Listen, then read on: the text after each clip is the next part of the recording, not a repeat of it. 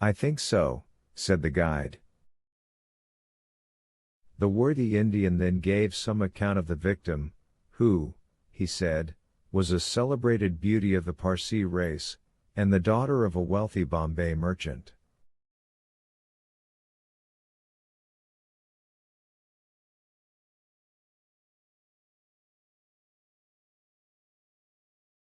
She had received a thoroughly English education in that city, and, from her manners and intelligence, would be thought an European.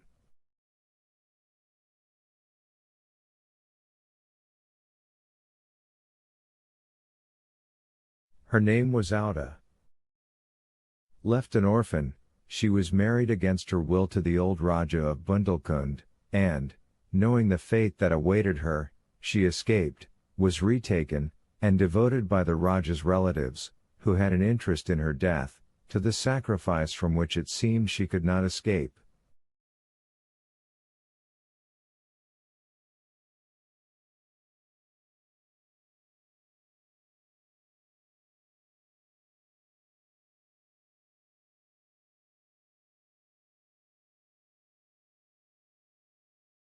The Parsi's narrative only confirmed Mr. Fogg and his companions in their generous design.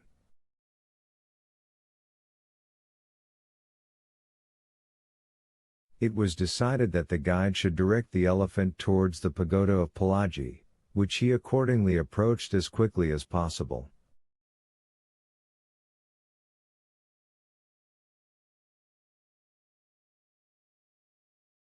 They halted, half an hour afterwards, in a copse, some 500 feet from the pagoda, where they were well concealed, but they could hear the groans and cries of the fakirs distinctly.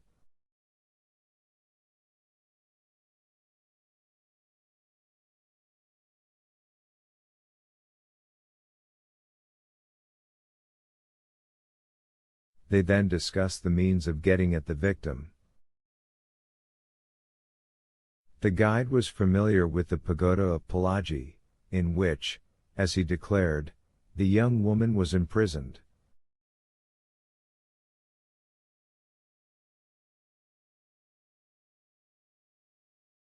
Could they enter any of its doors while the whole party of Indians was plunged in a drunken sleep, or was it safer to attempt to make a hole in the walls?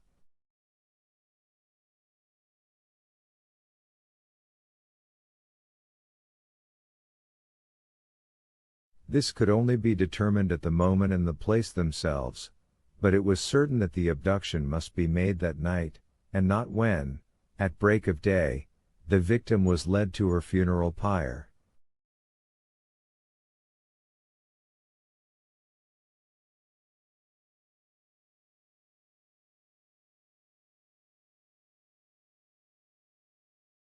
Then no human intervention could save her. As soon as night fell, about 6 o'clock, they decided to make a reconnaissance around the pagoda.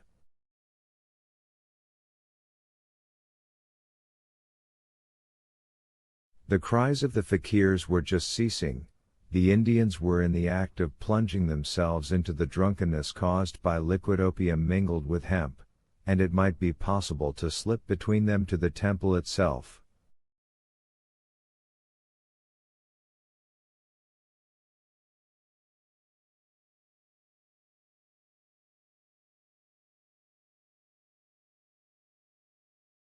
The Parsi, leading the others, noiselessly crept through the wood, and in 10 minutes they found themselves on the banks of a small stream, whence, by the light of the rosin torches, they perceived a pyre of wood, on the top of which lay the embalmed body of the Raja, which was to be burned with his wife.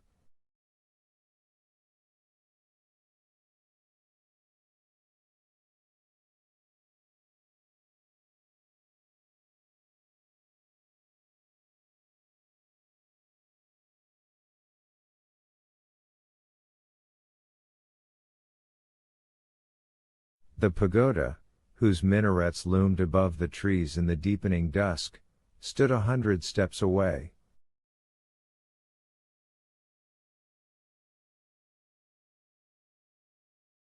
"Come," whispered the guide, He slipped more cautiously than ever through the brush, followed by his companions. The silence around was only broken by the low murmuring of the wind among the branches.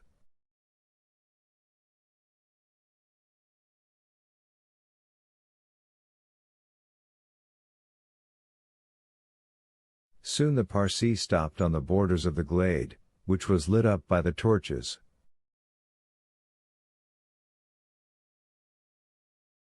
The ground was covered by groups of the Indians, motionless in their drunken sleep. It seemed a battlefield strewn with the dead.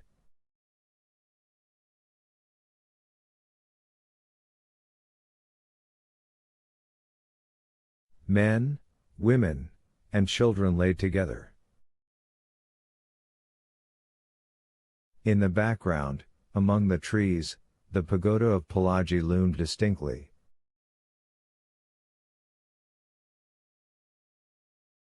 Much to the guide's disappointment, the guards of the Raja, lighted by torches, were watching at the doors and marching to and fro with naked sabers. Probably the priests, too, were watching within.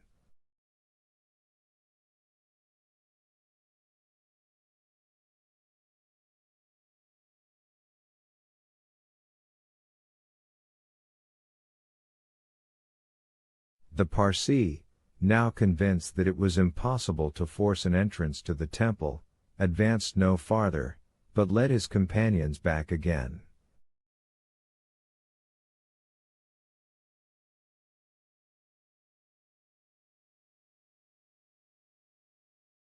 Phileas Fogg and Sir Francis Cromarty also saw that nothing could be attempted in that direction.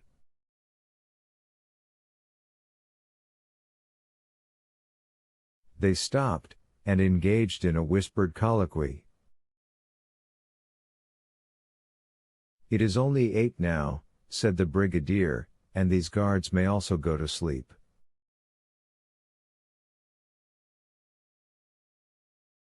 "It is not impossible," returned the Parsee.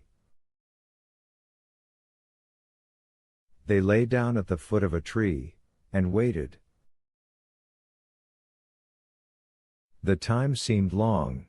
The guide ever and anon left them to take an observation on the edge of the wood, but the guards watched steadily by the glare of the torches, and a dim light crept through the windows of the pagoda.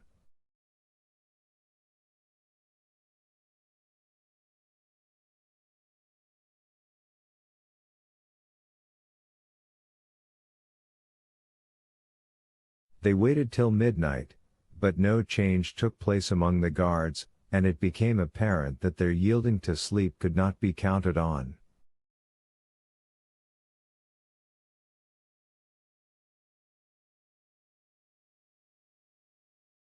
The other plan must be carried out. An opening in the walls of the pagoda must be made.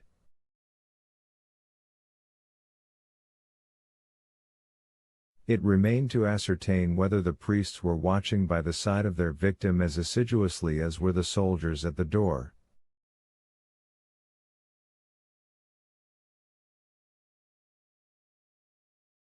After a last consultation, the guide announced that he was ready for the attempt, and advanced, followed by the others.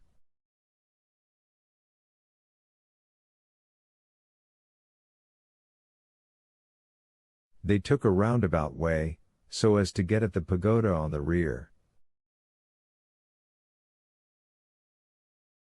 They reached the walls about 12:30, without having met anyone. Here there was no guard, nor were there either windows or doors.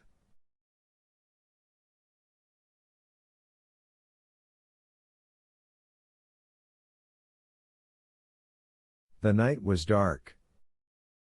The moon, on the wane, scarcely left the horizon, and was covered with heavy clouds. The height of the trees deepened the darkness.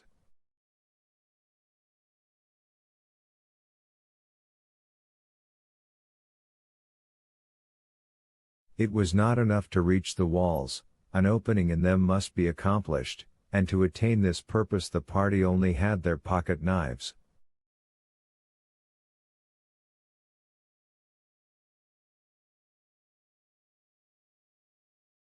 Happily the temple walls were built of brick and wood, which could be penetrated with little difficulty. After one brick had been taken out, the rest would yield easily.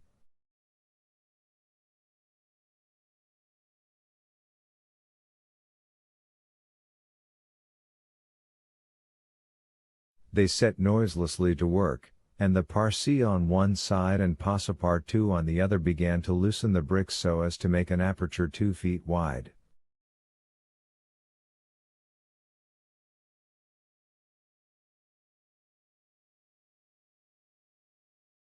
They were getting on rapidly, when suddenly a cry was heard in the interior of the temple, followed almost instantly by other cries replying from the outside.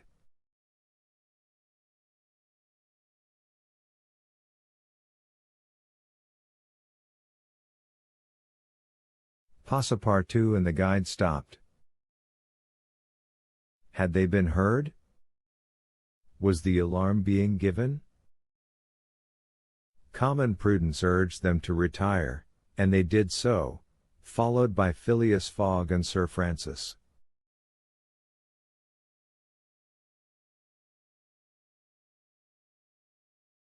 They again hid themselves in the wood, and waited till the disturbance, whatever it might be, ceased, holding themselves ready to resume their attempt without delay.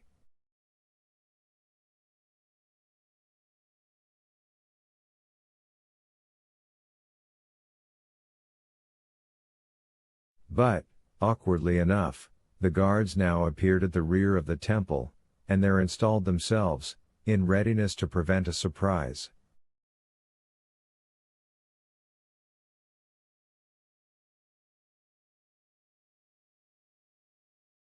It would be difficult to describe the disappointment of the party, thus interrupted in their work.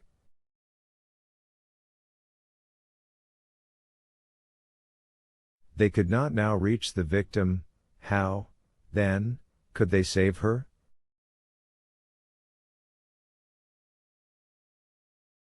Sir Francis shook his fists, Passepartout was beside himself, and the guide gnashed his teeth with rage.